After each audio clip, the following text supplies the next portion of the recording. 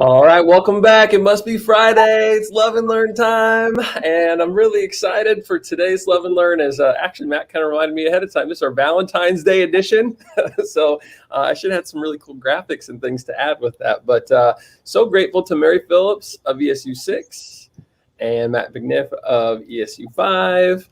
And Kim Snyder / Snyder. Nada. We were joking about that yesterday. Sorry for the inside joke there. But yeah, for our Love and Learn this week. And so just thank you so much to everybody that's joining us, both on screen here and also people that are tuning in live. We always appreciate it when we get comments because we can bring those in the moment. So feel free to engage as part of our conversation. If you follow along online, share your love. Share your learn from the week as we go through it. And I think we're just going to dive headlong into this. I'm ready to hear about the love from this week, the things that you love doing or learning about personally, professionally. A lot to love on a Valentine's week. So, Mary, what was yours?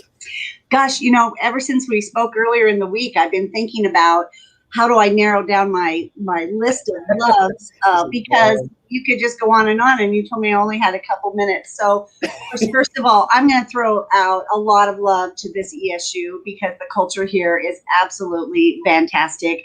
The trust and the guidance and the flexibility and autonomy, and especially during this time that we're all living in right now, so necessary. But so love my place and my people.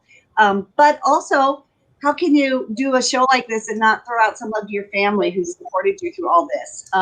In my case, my family supported me for the last 33 years. And I actually see the end of the tunnel here with retiring at the end of the year. Oh, my goodness. Yeah, July 1, I will be moving on into new adventures. And so I have just absolutely loved my time with serving our children and special education. And my entire last 33 years, it's what I've done. It's all I've done. So that's a huge love for me. And the last love I'm going to highlight is I have a real love for family advocacy. And that family advocacy comes out in so many ways. And this week, it came out with having an opportunity to testify at the education hearings to help families, not directly, but by increasing reimbursement for special education will help us get services out to families better. And I had an opportunity to be able to testify on behalf of that. And so I thank NCSA for giving me that shot. So those are my top three.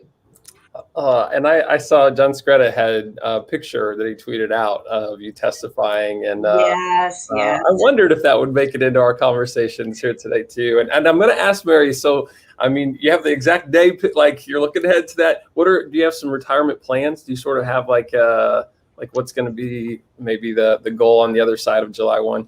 I do have retirement plans, and then I have a lot of unknowns, like a lot of people who retire. So I plan to stay busy. I chair the ARC in Nebraska, so I will be involved with my nonprofit work. And I also am very still invested in advocacy work. And so I don't know, I'll probably put some feelers out and look for something part-time to do, still in this field in some capacity. I have a lot of loves within the field with transition services and with early childhood. So lots of options. And so time will tell. Keeping options open. Hey, that's fun too, right? Being able to just sort of, leave it open, like you said. Right. Privately, I have a cruise planned. Now, hopefully, we're going on it. I don't know. Where are we going? We're going to Alaska. When you are coming back to school, I will be on a ship with any luck, heading up the inside passage, but we'll see. Time will tell if that actually happens. But fingers crossed for you. Yes, thank you. That's amazing. Oh, I would absolutely love to do something like that someday in the national parks up there. I'm a big national parks traveler, and it'd be really Yes. We do have 3 days scheduled for Denali, so our hope is to take a train up there and spend a couple days prior to embarking. So hopefully it works out. Gosh, well, that would be terrific. And we got some more people kind of posted it here. This is a true statement. Yes. He's retired already, and we both say we can't both be here at the same time. We're going to have to we're going to have to alternate some work here. My mentor teacher, and I think one of the best educators I've ever been around, whenever I was first teaching, retired about 5 years in, and to my getting started. And he did say that he and his wife made an agreement that they could not be at the house at the same time from like 8 a.m. to like 2 p.m. 3 days a week or something like they had this sort of set, like, it's a real thing. Yeah. It was really interesting. So I can see that. I can see that being something that's in place. Healthy for everybody. Well, thanks for sharing your love. Matt, what was your love over the course of this past week? Well, when I got the call, I started making a list, and it got way too long because it's the month of Valentine's Day. It's Valentine's Day weekend, and it is all about the love. And so, like Mary, I got to take an opportunity to say I love my wife. My wife. I way up married. She way down married. I am so very fortunate that she keeps me around. And we get to work together. My wife and I get to work together. So we're together all the time. So I absolutely love it. And I love my two kids and the amount of support that they give. So I'm grateful for them. I have parent-teacher conferences last night, so I'm grateful for my kids' teachers. I'm grateful for the other kids that work so hard to make sure that they're doing all of their work, and for the work that they do with other kids as well, which kind of leads me into my overall piece, which is there was a bill that was testified on, and Mary, I believe that Michelle Rayburn out of your ESU talked about, yes, she is awesome. Yes. Oh, no, you're saying I'm awesome. She's awesome. She's awesome. LB 642 is a bill that's in front of the legislature to allow more money to go into mental health supports. And here at ESU 5, we are all about behavior and mental health supports. That's my love with behavior. And so we were able to get a whole lot of letters from students and staff and principals and parents. And I tell you what, reading through some of these letters, they are just the amount of gratitude that our the people have shown to our different mental health programs has shown what a need it has been in our schools. And I have lots of letters here, but I do want to take. There was a letter from Brett, who's a high school senior, who says, access to mental health supports in schools has given me a person and a place to talk without judgment or opinion. Therapy has given me a thing to look forward to during the long weeks of dark times and terrible thoughts. It's a larger part of my life than I would have ever thought possible. It is truly a helpful tool that I am extremely grateful to have.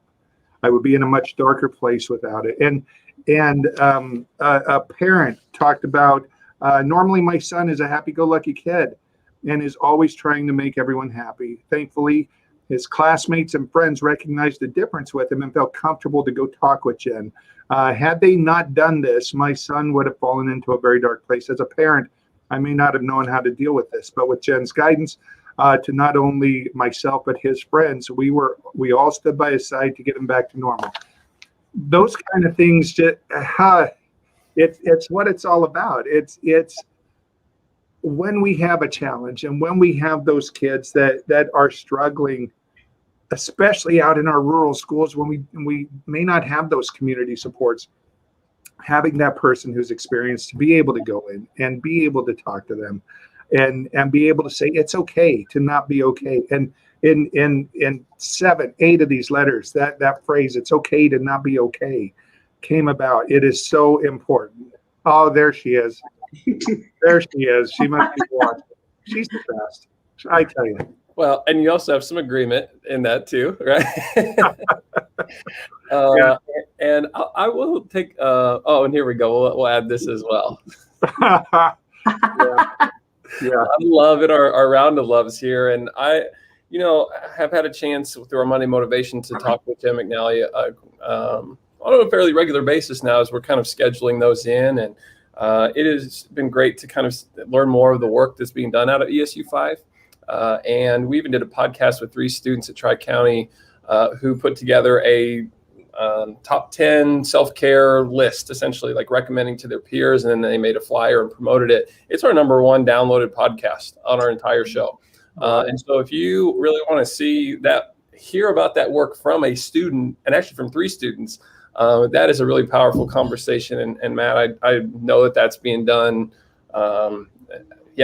across ESU 5 and across the state. And it's really so important. I couldn't agree more. And Kim, Yeah. Well, first of all, I love that you used the picture of me. That was the picture that was taken before I let my hair go gray. So thanks for putting a picture out there with no gray hair. That was awesome.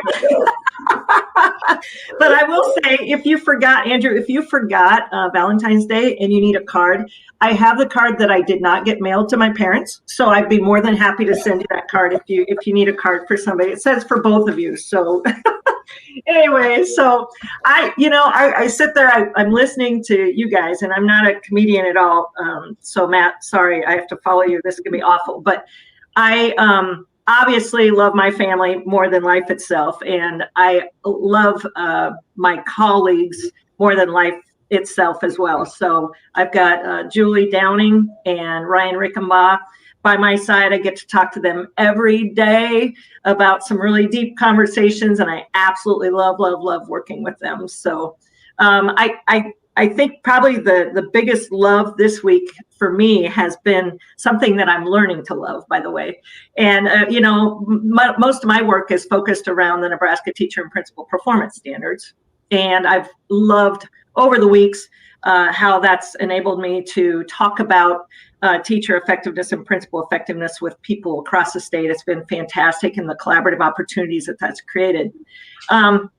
One specific part this week that I'm really learning to love, is that we're working with the Leadership Academy.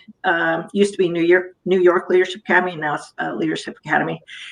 And they're helping us specifically learn how to talk about race with our colleagues. And I tell you what, I think about when I grew up in Orchard, Nebraska. Woo, go Orioles. We very much a white population in the schools that I taught in 21 years. All the students were white except for 2. And then in the last 6 years of my teaching career, I did have a very diverse group of students. However, I don't think I did the students of color, I don't think I did them justice, because I was always afraid that I was going to say something wrong. So I just had surface conversations with them. And I know that for a fact. And I didn't get much better at it. And now here I am as a person who's in a position to support teachers and principals. And if there's anybody out there that's feeling the way that I did, I want to make sure that I'm getting better at it. And so we got a grant through the Wallace Foundation, and we have a small group of people that have the same struggles that I do that really want to get better at it. So we have a couple ESU folks, district folks, NDE folks, and we have a few higher ed folks and somebody from the Urban League of Omaha. And we're practicing how to have conversations about race. And I'll just say it, I suck at it. And I feel like I trip over my tongue every time I try to talk about it. So I'm really trying to get better at it. I'll use what my friend Julie Downing says all the time. It's itchy and scratchy. So it's not comfortable for me to talk about race. Like right now, I'm just like sweating because it just makes me nervous to talk about. I'm not kidding. But I know that I am growing as a person because I'm trying to have these conversations. I used to commute with somebody. I digress, but I used to commute with somebody. And I remember I was commuting with her one time. It was a Friday. And I was grumpy because that Sunday we had a annual church meeting that I had to go to. And I hated those annual church meetings because they lasted forever. And it felt like people were just grumpy, and we always work things out, but there were just so many deep questions about money, and they were just, I hated them. So I was grumping about that with the gal who was driving, and she said, "Oh, Kim, you should come to our church because our annual meetings, they last 20 minutes and we're out." So I went home that night and I'm like, "Honey, oh my gosh, you should hear about this. I wish our annual meetings were like that." And he goes, "Kim, think about this. Think about our church and how much good it does in the community." And then he said, "Think about that other person's church. They were not known in the community for doing anything other than pretty much just taking care of their members and their building, but they didn't do a lot of outreach." So that itchy, scratchy annual meeting that I had every year really did translate into growth for our church. And so I'm trying to have that mindset that what I'm engaging in and the books I'm reading and things like that right now, I just have to keep telling myself that itchy, scratchy stuff is going to make me a better person. So I'm only sharing that out on a personal level. I'm not saying anything about, how that connects to anybody else. I'm just saying that's where I am. And I love that I can see maybe a tiny bit of growth in me just for the fact that I can have this conversation today. So thanks for putting up with me. There we go. Oh, what so much to just love across all three of those share outs. And we also have folks that are sharing their love in the comments as well. So Otis, thanks for joining us and talking a little bit here about schools' willingness to try new things to improve their CTE programs, offerings through Data Dig. And I love that we're being data driven in those efforts. And then I'm actually going to post Debbie's here because this sets up mine pretty well also, that this week there was an important film that was released from I Love Public Schools in the Mind Inside Films. Episode 3 came out. And this is a series on mental health. And I think that really aligns with a lot of what Matt was sharing. And so for me, the podcasts are always one of my favorite parts of my week as I get a chance to just really listen and learn from folks share about something that typically has been a big effort for them either in the past or that they're in the middle of that work right now. And so as Kim was sharing earlier, I got a chance to hang out with her and Julie Downing and also Ryan Rickabaugh. We did a podcast on the SEED team and where that work stands. And so loved that, and also loved that I got a chance this week to talk with both of the directors for that film and also their marketing for I Love Public Schools. And it was just so interesting having watched the film. It was so great. They gave me like the early release. So I got to watch it a couple of days in advance. And then we had a behind the scenes conversation about it, about, the process of how do you select this school and, how did you get access to some of the stories that you were able to share? And it is a truly powerful film. And I would encourage folks to check that out. And if you love the film, to listen to the directors and the podcast, give you kind of their heart for that work and really all that went into that as an effort and what they're advocating for just as an organization, within our state. And so loved that. Super fun. And so now I think it's time for us to pivot and go to the learn from this week. And sometimes it's tough to parcel these two out because we just love learning. And so, but learn's our second round here. So Mary, what was something you learned this week? So kind of just tying into what you guys are all talking about. I've spent some time this week really learning about equity in how we are interpreting our data with an equity lens. That is new as far as looking at data. So we've always looked at demographic data in special education, and we're very sensitive that we're not over-identifying any certain population. And when we are, how do we fix that and things like that.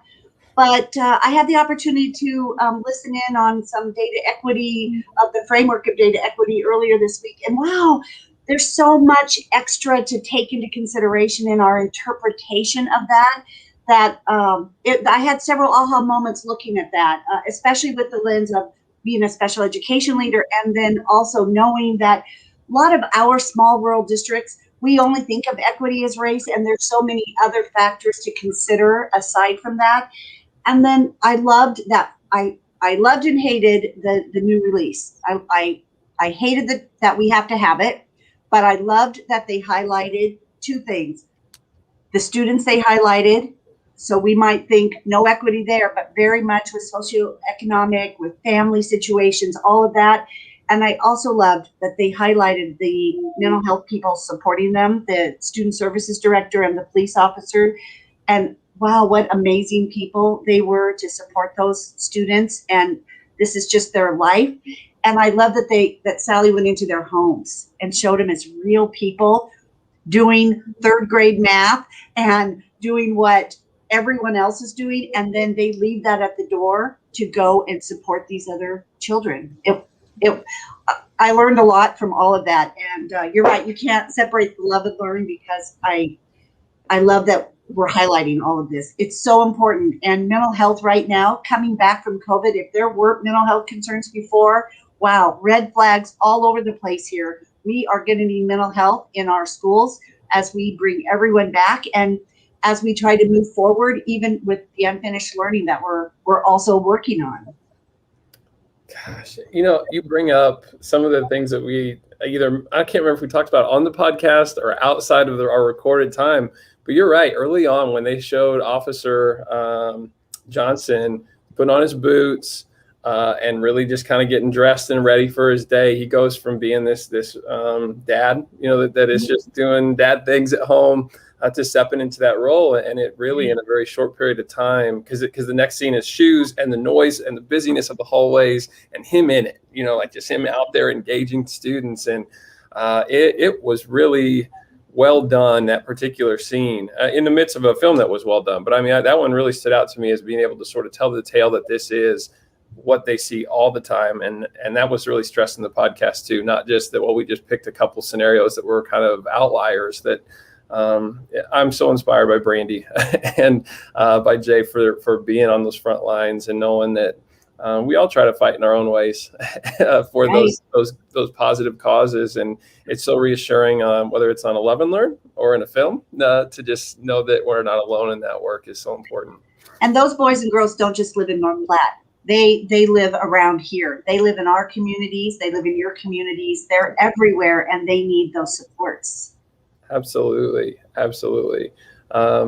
And there it is, right? I mean, I think we're all speaking about the same things here for sure. And I would be remiss not to bring up as well, love that we're looking at it, like equity encompasses so much to think about that. I was at ESU 7 not too long ago, and they were having a conversation around that, and it was really terrific. And I digress to spend too much more time on that. So I'll pivot to Matt. You learned for this week. Well, every week I learn a little bit. I oftentimes learn that I need to think about what I say before it comes out of my mouth. I do that a lot.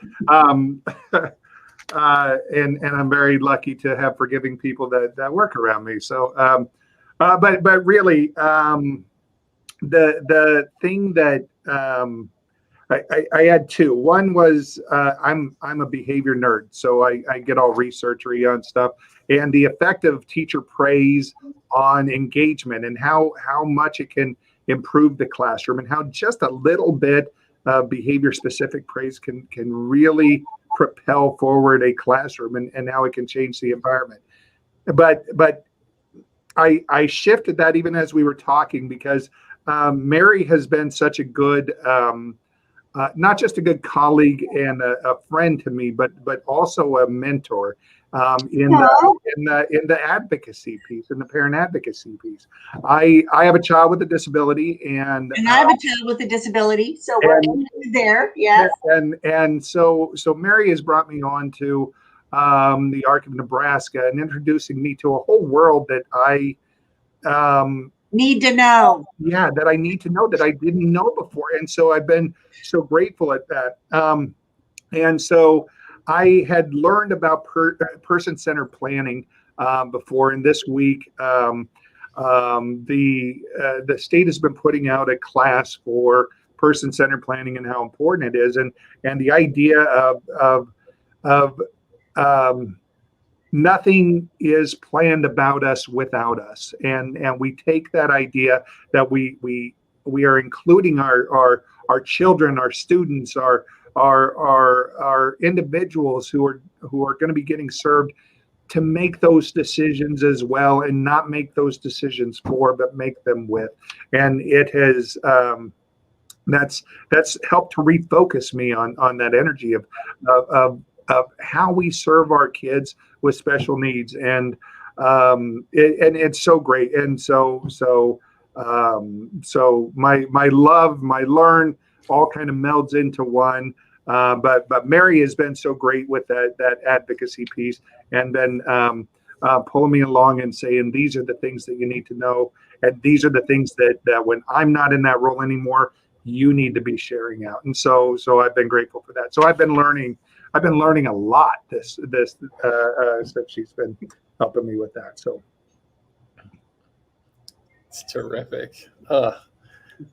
Kim, you learned from this week? Yeah. So I'm learning to be flexible. So my husband and I, when we first got married and in the first few years of our married life, in our careers, we moved 6 times in 7 years.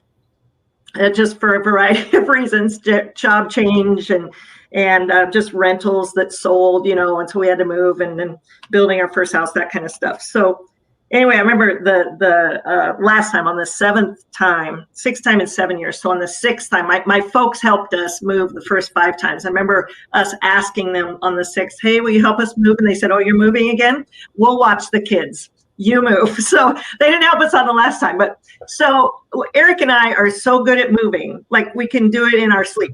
So truly, I don't ever want to move in my sleep, but I could if I had to. So we're really good at it. But I don't know if everybody is aware, but the NDE is moving.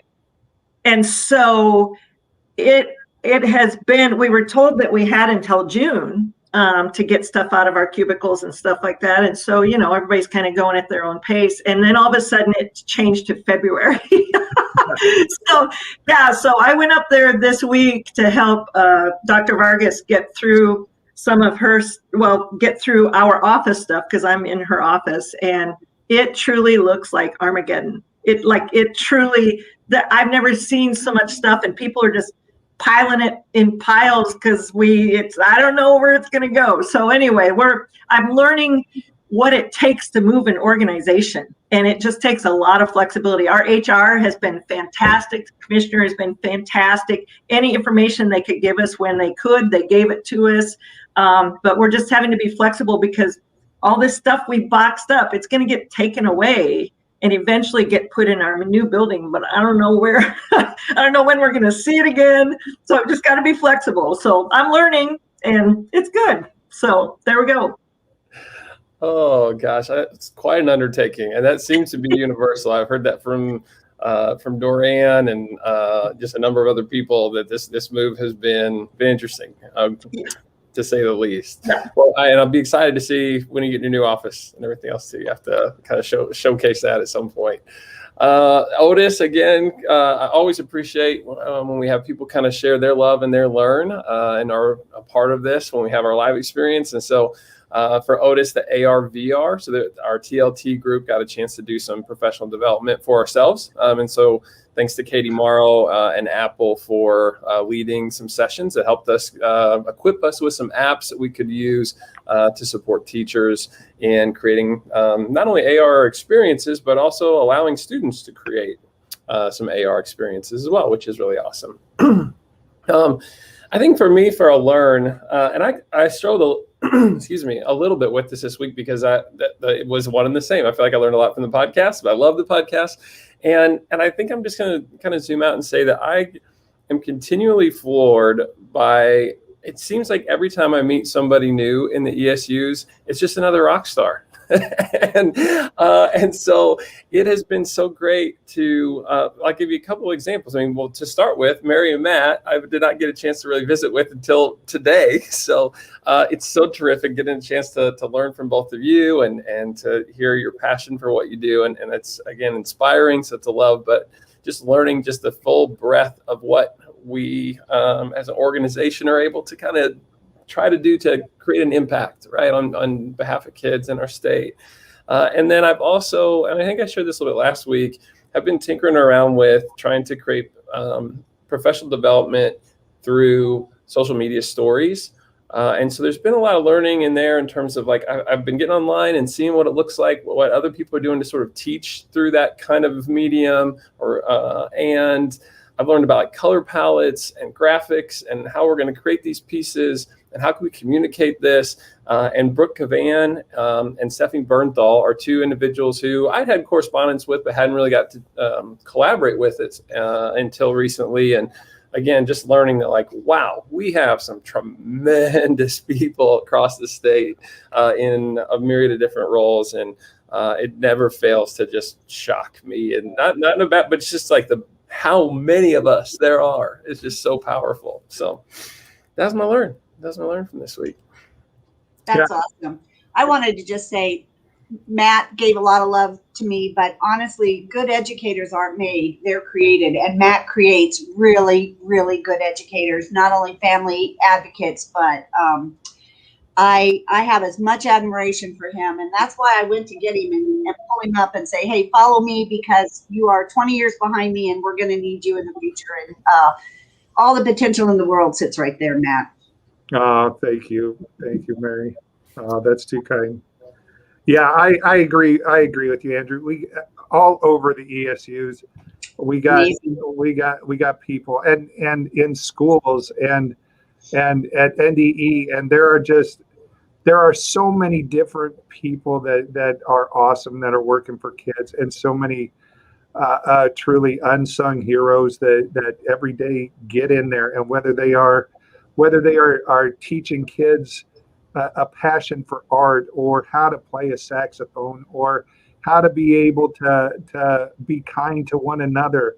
All of those different things are so important, and I'm so grateful that I get to work in an industry in a field that celebrates that. So Andrew, thank you for doing these kind of things to help to promote some of those activities. For sure. And it fills my bucket each and every week. Not only on a personal level, because it forces me to sit down and be grateful, like to, be mindful of these things. And I find myself on Monday going, that'll be my learn. And then I get to like Tuesday and go, that'll be my love. And I get to Wednesday and go, I have too many. Like it becomes like a list that it's hard to pick from sometimes. And I like what Brandy shared in that film too, when she said that if she could think of another way to have as significant of an impact on kids as she's able to in her role, that she'd be doing that.